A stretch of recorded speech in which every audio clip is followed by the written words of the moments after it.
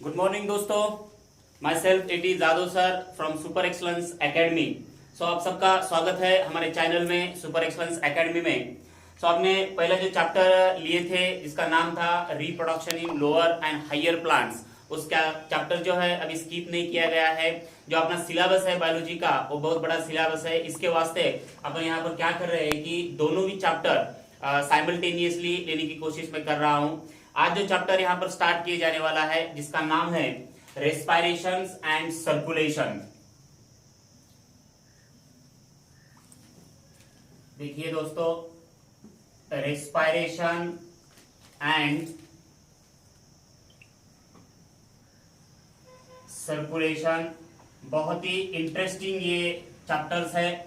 2020 में जो इससे पहले ये दोनों ही चैप्टर अलग अलग चैप्टर के नाम से अपनी बायोलॉजी में दिए गए थे, लेकिन यहाँ पर जो 221 में जो चैप्टर दिए गए हैं रेस्पायरेशन एंड सर्कुलेशन, सो ऐसा बोर्ड ने क्यों किया होगा, इसकी भी एक वजह है। ये दोनों जो प्रोसेस है जो अपने शरीर के अंदर होती है, जिनकी वजह से अपने को एक एनर्जी मिलती है और एनर्जी के बदले अपन जो पूरी बॉडी की एक्टिविटीज लेती है या फिर वेरियस प्रोसेस अपने शरीर में होती है, ये दोनों ही प्रोसेस की वजह से होती है। ठीक है, तो पहले रेस्पायरेशन एंड सर्कुलेशन ये चैप्टर का जो लेबल दिए गया वाला है, इससे पहले कि रेस्पायरेशन क्या होता है, अपने शरीर के अंदर कैसे होता है, जो प्रोसेस के अंदर अपने को किस तरह की एनर्जी प्राप्त होती है और उस एनर्जी का अपन क्या करते हैं, ये पहले जानना बहुत जरूरी है।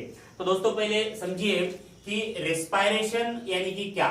जो एटमॉस्फेयर में ऑक्सीजन रहता है जिसे अपन O2 कहते हैं, और जो कार्बन डाइऑक्साइड है, तो ये दो जो मॉलिक्यूल्स है, एक मॉलिक्यूल को अंदर लिया जाता है और दूसरे मॉलिक्यूल को छोड़ दिया जाता है, यानी कि ऑक्सीजन को अंदर लेना और कार्बन डाइऑक्साइड को बाहर छोड़ना। ये जो प्रोसेस अपने शरीर के अंदर होती है, उसी प्रोसेस को अपन क्या कहते हैं, रेस्पायरेशन कहते हैं। ठीक है, रेस्पायरेशन अपने शरीर में होना क्यों जरूरी है, तो इससे पहले ये समझना जरूरी है कि रेस्पायरेशन की वजह से ही अपने बॉडी को एक एनर्जी प्राप्त होती है।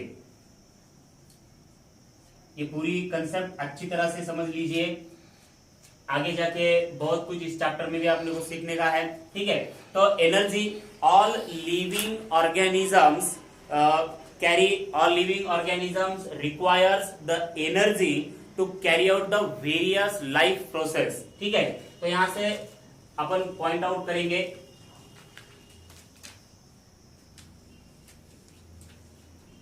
All living organism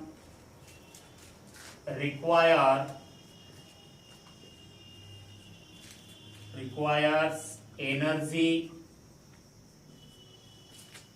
to carry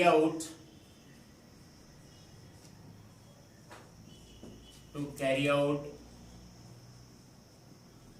various life processes.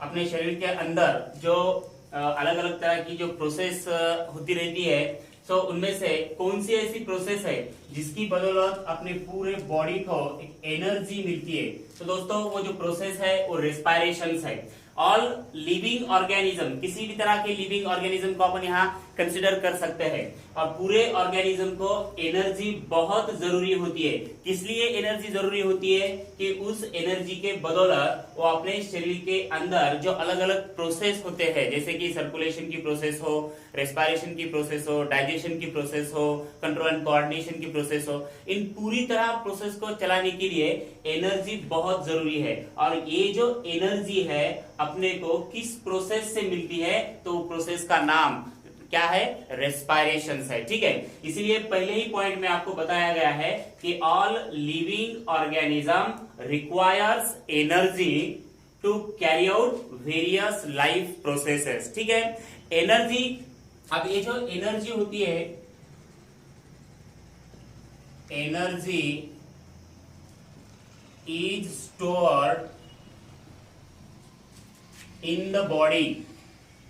Energy is stored in the body in the form of energy is stored in the body in the form of complex organic compound, complex organic compound, that is potential energy,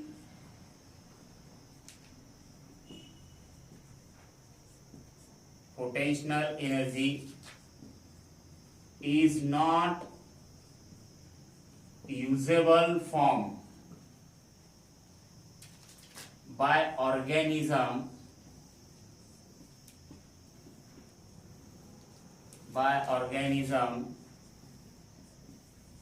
unless it is converted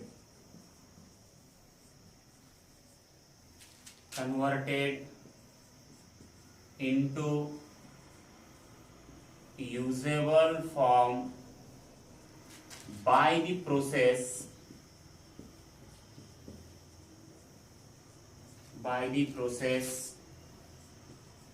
respiration। तो दोस्तों ये जो point board पे लिखे वाला है इसे पूरी तरह से अपन यहाँ पर समझने की कोशिश करेंगे। तो ये पॉइंट अपने को क्या बताता है, देखिए, energy is stored in the body in the form of complex organic compound. जो एनर्जी है ये एनर्जी किस फॉर्म में अपने बॉडी के अंदर स्टोर की गई वाली है, तो किस फॉर्म में है, कॉम्प्लेक्स ऑर्गेनिक कंपाउंड, अपन पोटेंशियल एनर्जी भी यहाँ पर कहते हैं। लेकिन जब आप किसी तरह का फूड लेते हो तो उस फूड के अंदर जो कॉम्प्लेक्स ऑर्गेनिक कंपाउंड होते हैं उसके अंदर जो एनर्जी होती है वो एनर्जी किसी भी बॉडी को यूजेबल फॉर्म में नहीं रहती, जिसका आप इस्तेमाल नहीं कर सकते। लेकिन जो कुछ ऑर्गेनिजम्स है, ऑर्गेनिज्म क्या कहते हैं कि जो कॉम्प्लेक्स ऑर्गेनिक कंपाउंड के अंदर जो एनर्जी है उस कॉम्प्लेक्स ऑर्गेनिक कंपाउंड को क्या किया जाता है कि सिंपल इनऑर्गेनिक मॉलिक्यूल में कन्वर्ट किए जाते हैं। तभी क्या होगा कि इसके अंदर रही वाली जो एनर्जी है वो एनर्जी अपन क्या कर सकते हैं, यूज फॉर्म में ला सकते हैं। लेकिन ये करने के लिए किसी भी ऑर्गेनिज्म के अंदर जो प्रोसेस होती है उसी प्रोसेस को रेस्पायरेशन कहा जाता है। ठीक है, समझ में आई बात कि पहले देखिए कौन सा भी अपन फूड ले सकते हैं, फूड के अंदर कॉम्प्लेक्स ऑर्गेनिक कंपाउंड होगा, जो कॉम्प्लेक्स ऑर्गेनिक कंपाउंड के अंदर जो एनर्जी होगी वो एनर्जी किस फॉर्म में होगी कि नॉट यूजेबल फॉर्म में होगी, जिसका आप इस्तेमाल नहीं कर सकते। लेकिन ऑर्गेनिजम्स में ये कैपेसिटी होती है। क्यों कैपेसिटी होती है, क्योंकि उसी ऑर्गेनिज्म के अंदर रेस्पिरेशन की प्रोसेस क्या होती है, स्टार्ट हो जाती है। तभी जाके क्या होता है कि ये कॉम्प्लेक्स ऑर्गेनिक कंपाउंड इसका कन्वर्जन जो है वो सिंपल इनऑर्गेनिक मॉलिक्यूल्स में होता है। और जब सिंपल इनऑर्गेनिक मॉलिक्यूल में कन्वर्जन होता होगा तभी क्या होगा कि ये जो नॉट यूजेबल फॉर्म में जो एनर्जी है वो किस फॉर्म में आ जाएगी, यूजेबल फॉर्म में आ जाएगी। और उस एनर्जी का अपन क्या कर सकते हैं, to carry out the various life process को उसको इस्तेमाल कर सकते हैं। ठीक है, तो इसी को अपन रेस्पिरेशन प्रोसेस कहा जाता है। थोड़ा सा और आसान तरीके से यही बात मैं आपको बता सकता हूं। यहाँ पर देखिए ये जो नोट्स बोर्ड पे लिखे वाले हैं इसे आप नोट आउट कर सकते हैं और इसका इस्तेमाल अपने नोट्स को लेकर भी कर सकते हैं। ठीक है, तो यही बात जो है थोड़ा सा सिंपल तरीके से और मैं आपको बताऊंगा। जो रेस्पिरेशंस है यहाँ पर देखिए कि कौन सा भी अगर फूड ह्यूमन बॉडी का यहाँ पर एग्जांपल ले सकते हैं अपन। ह्यूमन बॉडी, कौन सी भी ह्यूमन बॉडी हो, अगर समझो उन्हें फूड लिया तो ये फूड के अंदर, ये फूड यानी कि क्या होगा, इसके अंदर कॉम्प्लेक्स ऑर्गेनिक कंपाउंड होगा। ये जो कॉम्प्लेक्स ऑर्गेनिक कंपाउंड है इसका जो कन्वर्जेंस है, इसका कन्वर्जन किसमें होगा, कॉम्प्लेक्स का कन्वर्जन सिंपल में होगा, ऑर्गेनिक का कन्वर्जन इनऑर्गेनिक में होगा। और जो कंपाउंड है वो मॉलिक्यूल्स में होगा। ठीक है, तो यहाँ पर देखिए कॉम्प्लेक्स का कन्वर्जन सिंपल में होगा, ऑर्गेनिक का कन्वर्जन इनऑर्गेनिक में हो रहा है। ऐसा क्यों हो रहा है दोस्तों? तो यहाँ पर जो फूड दिया गया है, जो फूड लिया गया है उसके अंदर जो कॉम्प्लेक्स ऑर्गेनिक कंपाउंड है, इसके अंदर जो एनर्जी रहती है वो एनर्जी यूजेबल फॉर्म में नहीं रहती है। ठीक है, तो ऑर्गेनिज्म में ये कैपेसिटी और उसी ऑर्गेनिज्म के अंदर जो रेस्पिरेशन की प्रोसेस होती है, उस रेस्पिरेशन प्रोसेस की वजह से कॉम्प्लेक्स मॉलिक्यूल का रूपांतर कॉम्प्लेक्स का जो कन्वर्जेंस है तो किसमें होगा? सिंपल में होगा, ऑर्गेनिक का इनऑर्गेनिक मॉलिक्यूल में होगा। ऐसे होने की वजह से क्या होता है कि जो यूजेबल नॉट यूजेबल फॉर्म में जो एनर्जी है वो यूजेबल फॉर्म में आ जाएगी। ठीक है, तो इसके बाद this conversion is carried out through the process of respiration. ये सभी जो कन्वर्जन हो रहे हैं इसे अपन यहां पर नोट आउट कर सकते हैं। This conversion is carried out through the process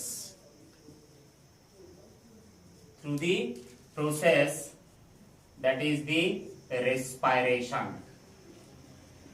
ठीक है, अभी जो रेस्पिरेशन टर्म है ये टर्म को फर्स्ट किस साइंटिस्ट ने डिस्कवर किया है ये भी जानना बहुत जरूरी है। तो यहाँ पर फिर से आप एक पॉइंट नोट आउट कर सकते हैं कि जो रेस्पिरेशन टर्म है इट वाज डिस्कवर और it is coined by the scientist Dutrochet. Respiration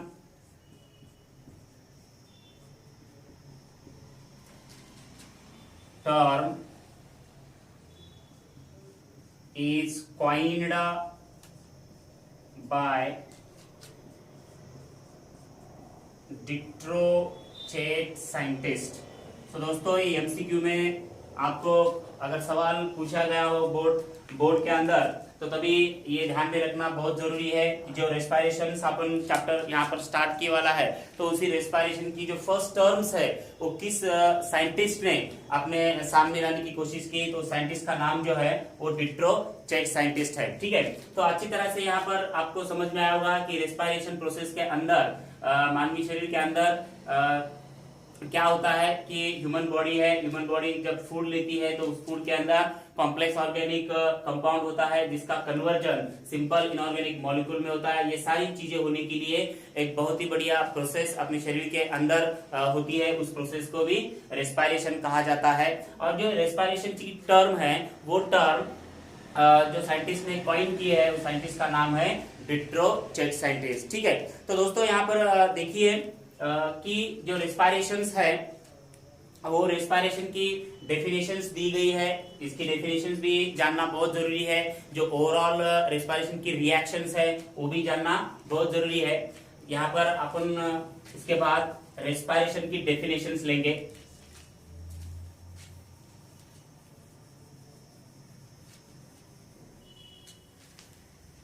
अब देखिए कैन यू रिकॉल में भी पहला जो क्वेश्चन आपको दिया गया है इस चैप्टर के अंदर वो कॉल है कि डिफाइन द रेस्पिरेशंस। तो अच्छी तरह से अपन यहाँ पर समझने की कोशिश करेंगे कि रेस्पिरेशन किसे कहा जाता है।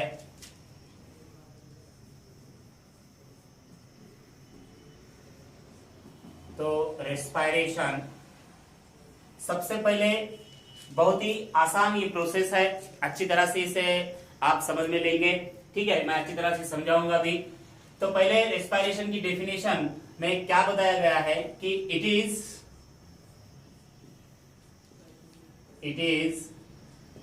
Biochemical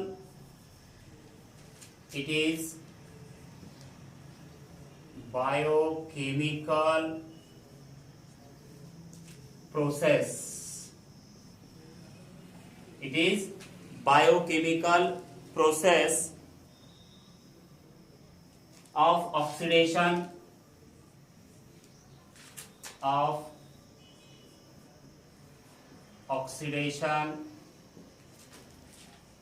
of organic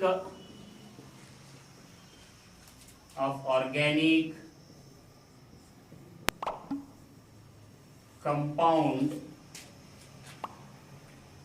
It is biochemical process of oxidations of organic compound in an orderly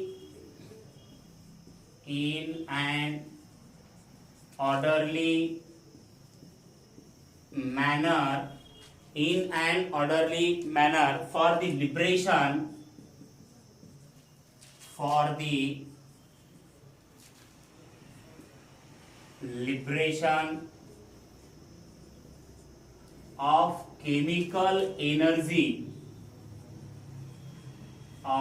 chemical energy in the form of ATP.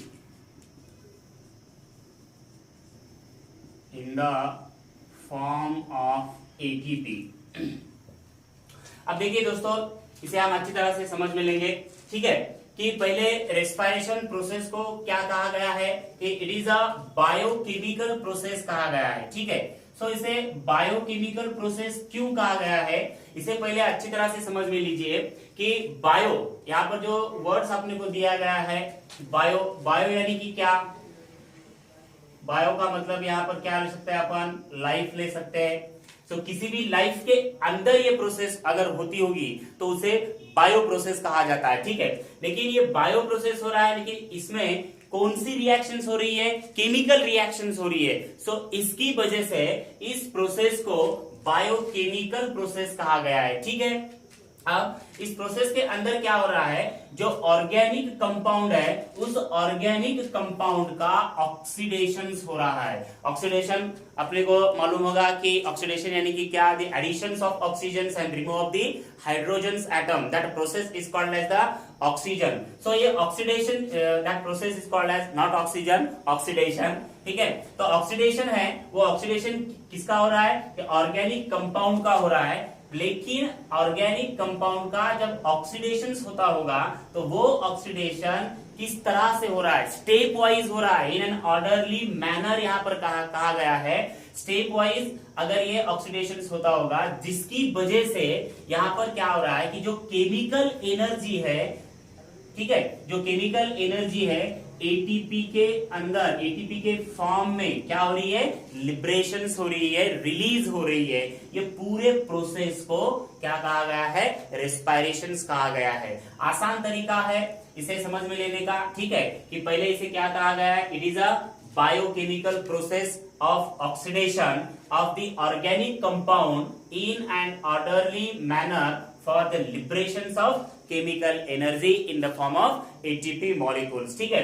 देखिए बायोकेमिकल प्रोसेस है, बायोकेमिकल प्रोसेस के अंदर क्या हो रहा है, ऑक्सीडेशन हो रहा है। ऑक्सीडेशन किस कंपाउंड का हो रहा है, ऑर्गेनिक कंपाउंड का हो रहा है, जो कि कॉम्प्लेक्स ऑर्गेनिक कंपाउंड्स है। क्योंकि जब तक ये complex organic compound simple inorganic molecules में कन्वर्जेंस नहीं होगा, तब तक वो एनर्जी अपने काम में नहीं आएगी, ठीक है। तो इसकी वजह से यहाँ पर इसका ऑक्सीडेशन हो रहा है। लेकिन ऑक्सीडेशन किस तरह से हो रहा है, स्टेप वाइज हो रहा है, स्टेप बाय स्टेप हो रहा है।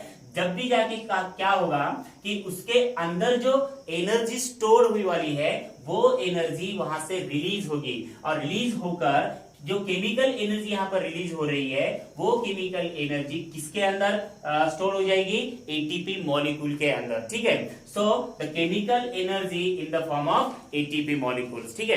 तो ये रेस्पिरेशन की प्रोसेस यहाँ पर डेफिनेशंस आपको बताई गई है। अब इसका जो ओवरऑल रिएक्शंस है वो ओवरऑल रिएक्शंस भी यहाँ पर दी गई वाली है।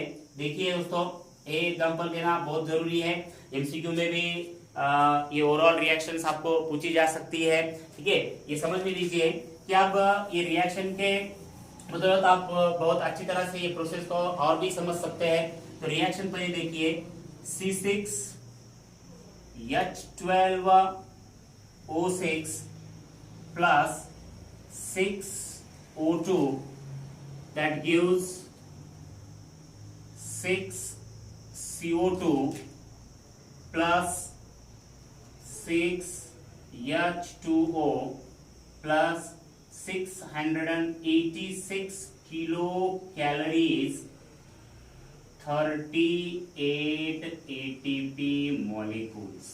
अब देखिए दोस्तों, किसी भी ऑर्गेनिक कंपाउंड के अंदर जो एनर्जी रहती है वो एनर्जी अपने को केमिकल एनर्जी के फॉर्म में मिलने के बाद तो पूरी जो एनर्जी है वो अपने बॉडी के अंदर नहीं रहती। जो हीट होता है, हीट के कारण बॉडी का टेम्परेचर मेंटेन करने के कारण वो एनर्जी कुछ तरह से लॉस हो जाती है। लेकिन जो एनर्जी अपने को यहाँ पर मिल रही है 686 किलो कैलोरीज, ठीक है, 38 एटीपी मॉलिक्यूल्स यहाँ पर मिल रहे हैं। उनमें से क्या होता है कि 277.4 किलो कैलोरीज, ये जो एनर्जी है, इतनी एनर्जी अपने शरीर के अंदर रहती है। और इसके बाद जो बचे वाली एनर्जी है वो एनर्जी यहाँ पर लॉस होती है, लॉस ड्यू टू हीट की वजह से। अलग, ठीक है, ड्यू टू हीट की वजह से, ठीक है। और ये जो हीट है इसकी वजह से क्या होता है, अपने शरीर के अंदर जो बॉडी टेम्परेचर होता है वो बॉडी टेम्परेचर को मेंटेन किया जाता है। और बचे वाली जो एनर्जी एटीपी फॉर्म में रहती है वो स्टोर फॉर्म में रहती है, ठीक है। तो इस प्रोसेस को कहा जाता है रेस्पिरेशन, ठीक है। फिर से एक बार यहाँ पर आप देख सकते हैं कि C6H12O6 ये क्या दिया गया है कि ये कॉम्प्लेक्स ऑर्गेनिक कंपाउंड्स है। ये कॉम्प्लेक्स ऑर्गेनिक कंपाउंड के ऊपर क्या हो रहा है, रेस्पिरेशन की प्रोसेस। ऑक्सीजन शरीर के अंदर आ रहा है ना, तो यहाँ पर कौन सी प्रोसेस हो रही है, रेस्पिरेशन की प्रोसेस हो रही है। अब ये जो ग्लूकोज मॉलिक्यूल अपने को यहाँ पर दिया गया है, ये ग्लूकोज मॉलिक्यूल जिसे कि ऑर्गेनिक कंपाउंड या कॉम्प्लेक्स ऑर्गेनिक कंपाउंड कह रहे हैं, इनका जो कन्वर्जेंस हो रहा है वो सिंपल इनऑर्गेनिक मॉलिक्यूल में हो रहा है। यानी कि क्या हो रहा है कि कार्बन डाइऑक्साइड और वाटर मॉलिक्यूल, इसे अपन क्या कह सकते हैं, सिंपल इनऑर्गेनिक मॉलिक्यूल कह सकते हैं। जिसकी वजह से यहाँ पर क्या हो रहा है कि एक एनर्जी ऑक्सीडेशन होने के बाद एक एनर्जी यहाँ पर लिबरेशन हो रही है, केमिकल एनर्जी लिबरेशन हो रही है, जिसकी वजह से 38 एटीपी मॉलिक्यूल्स अपने को मिल सकते हैं। ये पूरी प्रोसेस को ही क्या कहा गया है, रेस्पिरेशन कहा गया है, ठीक है। तो आप यहां तक अच्छी तरह से नोट आउट कर सकते हैं। इसके बाद जो पॉइंट होगा यहाँ आप अपन कंटिन्यू करेंगे, ठीक है दोस्तों। आपने तो स्क्रीनशॉट लिया होगा। अब यहाँ पर समझने की कोशिश कीजिए कि जो रिएक्शन जिसे अपन ओवरऑल रिएक्शंस यहाँ पर कहा जाता है रेस्पिरेशन का, तो इस रिएक्शन के से यहाँ पर क्या होता है कि फॉर दिस प्रोसेस, ये पूरी रिएक्शन जब किसी ऑर्गेनिज्म के अंदर स्टार्ट होती होगी, तब गैसेस जो है, गैसेस यानी कि किसे कहा गया है, एक तो O2 या फिर CO2, जिसे अपन ऑक्सीजन और कार्बन डाइऑक्साइड कहते हैं, उसे अपन गैसेस कहते हैं, ठीक है। तो ये गैसेस यहाँ पर क्या हो रहा है, एक्सचेंज हो रहा है। एक्सचेंज होना यानी क्या होना कि एक गैस लेना, दूसरा गैस छोड़ देना। जैसे कि रेस्पिरेशन प्रोसेस के अंदर क्या होता है कि हम ऑक्सीजन लेते हैं और कार्बन डाइऑक्साइड को रिलीज करते हैं। तो इसी प्रोसेस को यहाँ पर क्या कहा गया है, गैसेस की एक्सचेंज होना, ठीक है। बिटवीन ये गैसेस जो एक्सचेंज हो रहे हैं, किनके अंदर हो रहे हैं भाई, ठीक है, बिटवीन ऑर्गेनिज्म एंड इन्वायरमेंट। जो ये गैसेस अपने को मिलने वाली है, ये गैसेस कहां पर है, इन्वायरमेंट में है। तो इन्वायरमेंट से किसे मिल रहे हैं, ऑर्गेनिज्म को मिल रही है। तो ऑर्गेनिज्म यहाँ पर क्या कर रहा है, ऑक्सीजन ले रहा है और कार्बन डाइऑक्साइड छोड़ दे रहा है। उसी प्रोसेस को और उसी मेथड को यहाँ पर गैसेस एक्सचेंज कहा गया है, ठीक है। तो the site of gaseous exchange is called as the respiratory surface। जब किसी ऑर्गेनिज्म के अंदर जो साइट रहती है, उस साइट के बदौलत जो गैसेस की एक्सचेंज हो रही है, उस साइट को ही क्या कहा गया है, रेस्पिरेटरी सरफेस कहा गया है। और इसी रेस्पिरेटरी सरफेस को अपन दूसरा शब्द यहां पर ले सकते हैं, रेस्पिरेटरी ऑर्गन भी कहा जाता है, ठीक है। अब रेस्पिरेटरी ऑर्गन यहाँ पर कौन सा है, एक तो अपना माउथ होगा, एक तो अपना नोज होगा। ये माउथ और नोज के हेल्प से ही अपन क्या कर सकते हैं कि ऑक्सीजन को अंदर लेना और कार्बन डाइऑक्साइड को रिलीज कर देना, ठीक है। तो इसे भी क्या कहा गया है, साइट ऑफ गैसेस एक्सचेंज। और जो साइट ऑफ गैसेस एक्सचेंज है, उसी साइट को क्या कहा जाता है, रेस्पिरेटरी सरफेस या फिर रेस्पिरेटरी ऑर्गन कहा जाता है, ठीक है दोस्तों। आज का ये जो वीडियो है रेस्पिरेशन एंड सर्कुलेशन का, हम यहीं पे स्टॉप करते हैं। इसके बाद का जो पॉइंट है वो कल आपके नेक्स्ट वीडियो में दिया जाएगा। तब तक अपने चैनल को लाइक, शेयर और सब्सक्राइब करना ना भूलें, ठीक है। तो कई बच्चों ने कहा था कि सर थोड़ा सा आप हिंदी में ट्राई कीजिए, हिंदी में पढ़ाइए। तो दोस्तों ये जो चैप्टर है, चैप्टर नंबर 8 जो दिया गया है न्यू सिलेबस के अंदर, तो ये चैप्टर पूरा चैप्टर मैं हिंदी में ही पढ़ाऊंगा, ठीक है। तब तक के लिए